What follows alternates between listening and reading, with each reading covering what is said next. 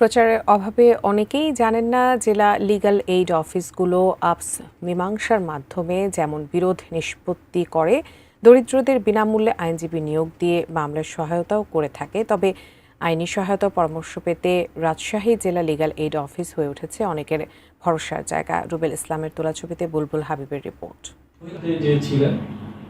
রাজশাহী নগরীর বিনোদপুর এলাকার ইয়াসিন আলী টিটু যখন মায়ের গর্ভে, তখন তার বাবা মায়ের বিবাহ বিচ্ছেদ ঘটে। আরেকজনের সাথে বিয়ে হয় মায়ের। জন্মদাতা পিতা অভিভাবকত্ব স্বীকার না করায় একরকম এতিম অবস্থায় বড় হন টিটু। পিতৃপরিচয় পাওয়ার জন্য তিনি জনপ্রতিনিধি সহ এলাকার গণ্যমান্য ব্যক্তিদের কাছে গেলেও তাকে স্বীকার করেননি বাবা। উপায়ন্তর না পেয়ে টিটু রাজশাহীর লিগ্যাল এইড অফিসে আসেন। বাবা ওমর ফারুককে ডেকে মীমাংসা করে দেন কর্মকর্তারা। ৪৩ বছর পর পিতৃপরিচয় ফিরে পান ইয়াসিন আলী টিটু।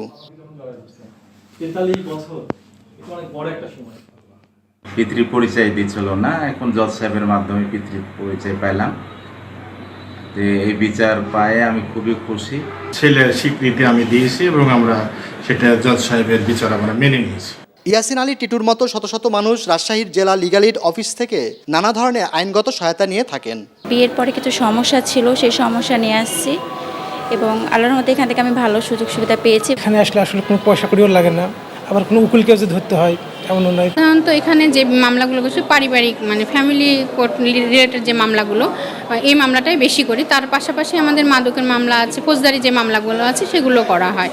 আপোষযোগ্য যে কোনো বিষয়ে যে কেউ জেলা লিগ্যাল এইড অফিস থেকে আইনগত পরামর্শ ও সহায়তা নিতে পারেন।